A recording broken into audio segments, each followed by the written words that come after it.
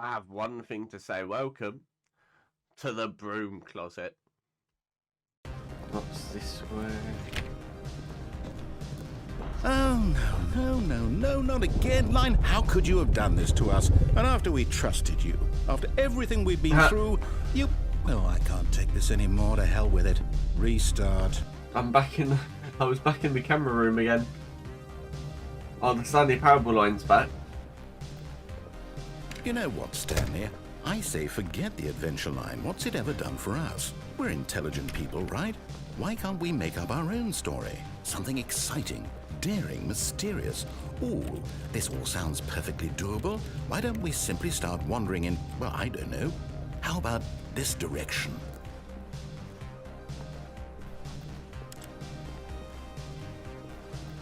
Now, yes, this is exciting. Just me and Stanley forging a new path, a new story. Well, it could be anything. What do you want our story to be? Go wild. Use your imagination. Whatever it might be, Stanley, I'm ready for it. Oh, no, not you again. Stanley, I'd also like to veto the line from having any role in our awesome new story. No lines or monitor rooms. Just don't acknowledge it, and we should be fine.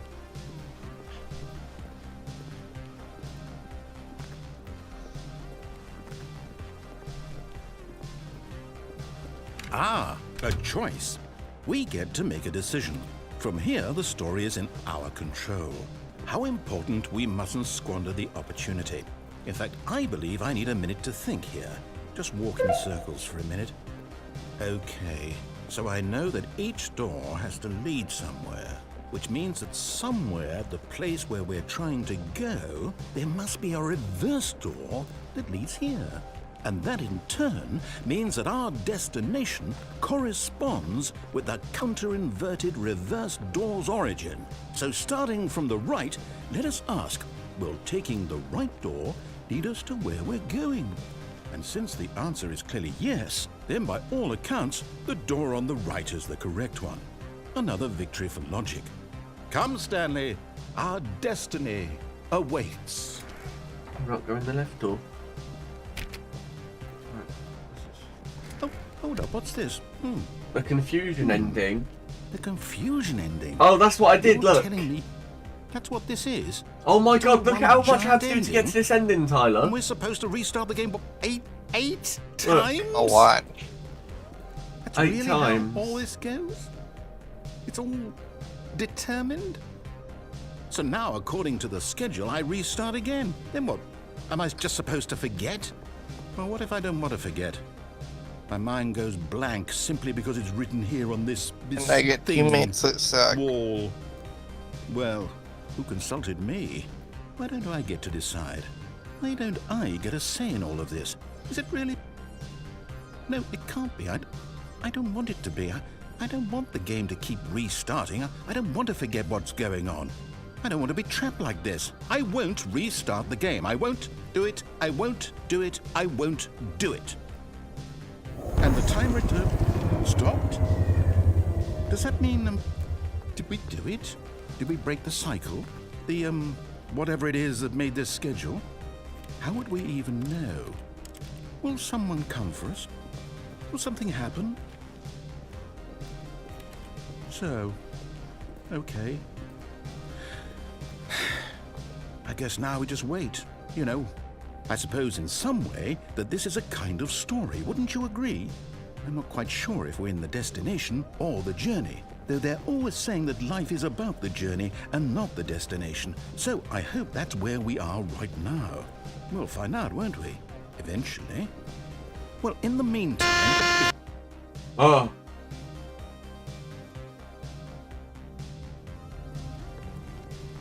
All of his co-workers were gone. What could it mean? Stanley decided to go to the meeting room. Perhaps he had simply missed a memo.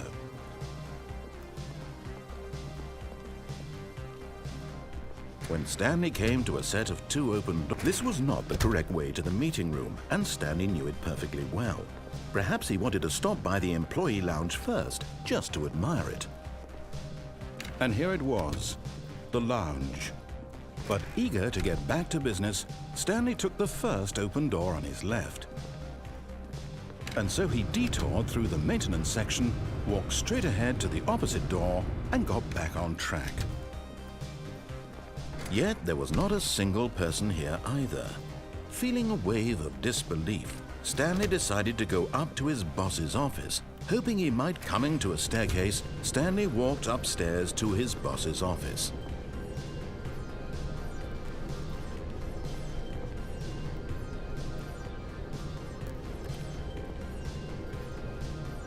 But Stanley just couldn't do it. He considered the possibility of facing his boss, admitting he had left his post during work hours. He might be fired for that. And in such a competitive economy, why had he taken that risk? All because he believed everyone had vanished. His boss would think he was crazy. And then something occurred to Stanley. Maybe, he thought to himself, maybe I am crazy. All of my co-workers blinking mysteriously out of existence in a single moment for no reason at all? None of it made any logical sense. And as Stanley pondered this, he began to make other strange observations. For example, why couldn't he see his feet when he looked down? Why did doors close automatically behind him wherever he went? And for that matter, these rooms were starting to look pretty familiar. Were they simply repeating? No, Stanley said to himself, this is all too strange. This can't be real. And at last, he came to the conclusion that had been on the tip of his tongue. He just hadn't found the words for it. "I'm dreaming!" he yelled. "This is all a dream." Oh, what a relief Stanley felt to have finally found an answer, an explanation. His co-workers weren't actually gone. He wasn't going to lose his job. He wasn't crazy after all. And he thought to himself, I suppose I'll wake up soon. I'll have to go back to my boring real-life job pushing buttons. I may as well enjoy this while I'm still lucid. So, he imagined himself flying and began to gently float above the ground. Yes. I'm Then flying. He imagined himself soaring through space on a magical starfield, and it too it was so much fun. And Stanley marveled that he had still not woken up. How was he remaining so lucid? And then perhaps the strangest question of them all entered Stanley's head. One he was amazed he hadn't asked himself sooner. Why is there a voice in my head dictating everything that I'm doing and thinking? Now the voice was describing itself being considered by Stanley, who found it particularly strange. I'm dreaming about a voice describing me, thinking about how it's describing my thoughts, he thought. And while he thought it all very odd and wondered if this voice spoke to all people in their dreams, the truth was that, of course, this was not a dream. How could it be? Was Stanley simply deceiving himself, believing that if he's asleep, he doesn't have to take responsibility for himself? Stanley is as awake right now as he's ever been in his life. Now, hearing the voice speak these words was quite a shock to Stanley. After all, he knew for certain, beyond a doubt, that this was in fact a dream. Did the voice not see him float and make the magical stars just a moment ago? How else would the voice explain all that? This voice was a part of himself too. Surely, if he could just... He would prove it. He would prove that he was in control, that this was a dream. So he closed his eyes gently, and he invited himself to wake up. He felt the cool weight of the blanket on his skin, the press of the mattress on his back, the fresh air of a world outside this one.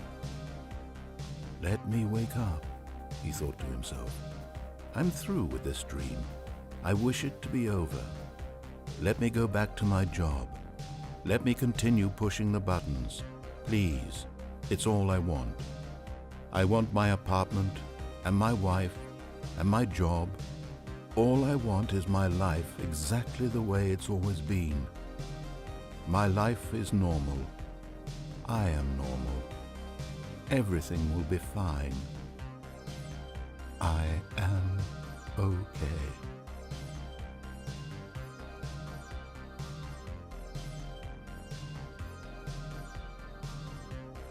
Stanley began screaming. Please, someone wake me up. My name is Stanley. I have a boss. I have an office. I am real. Please, just someone tell me I am real. I must be real. I must be. Can anyone hear my voice? Who am I? Who am I? And everything went black.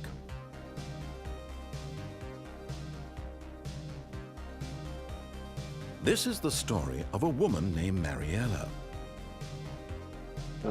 Mariella woke up on a day like any other.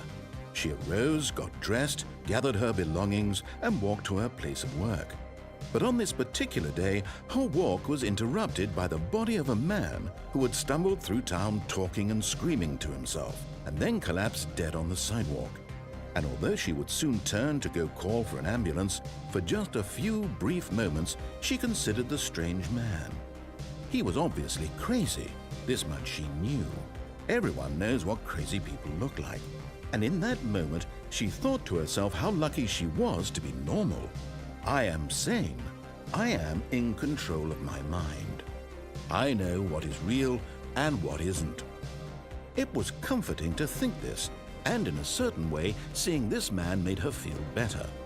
But then she remembered the meeting she had scheduled for that day, the very important people whose impressions of her would affect her career, and by extension, the rest of her life.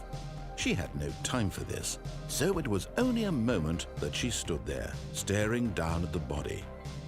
And then she turned and ran.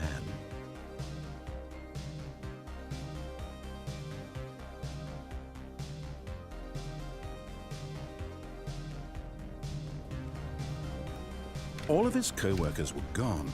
What could it mean? Stanley decided to go to the meeting room. Perhaps he had simply missed a memo.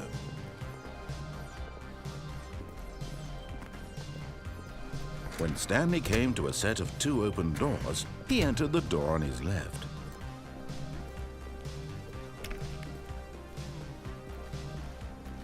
Yet there was not a single person here either.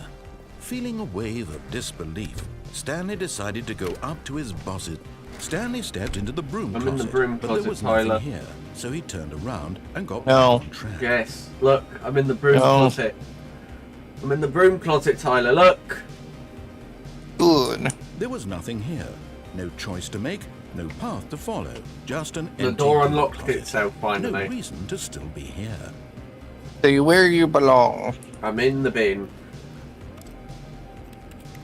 It was baffling that Stanley was still just sitting in the broom closet. He wasn't even doing anything. At least if there was something to interact with, he'd be justified in some way. As it is, he's literally just standing there doing sweet FA.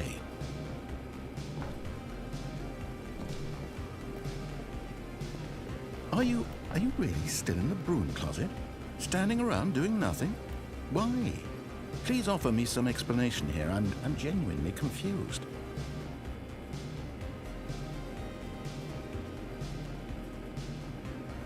You do realize there's no choice or anything in here, right? If I'd said Stanley walked past the broom closet, at least you would have had a reason for exploring it to find out.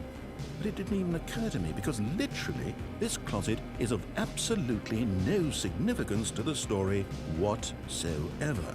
I never would have thought to mention it.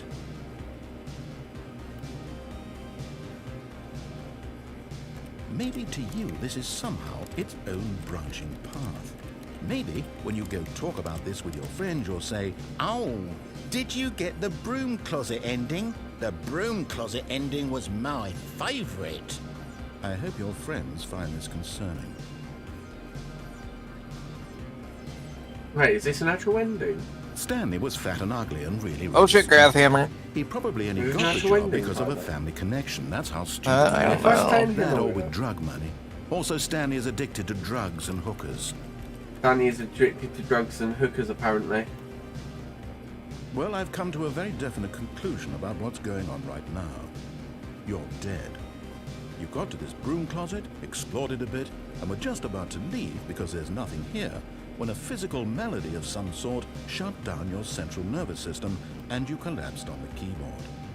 Well, in a situation like this, the responsible thing is to alert someone nearby so as to ensure that your body is taken care of before it begins to decompose. Hello? Anyone who happens to be nearby?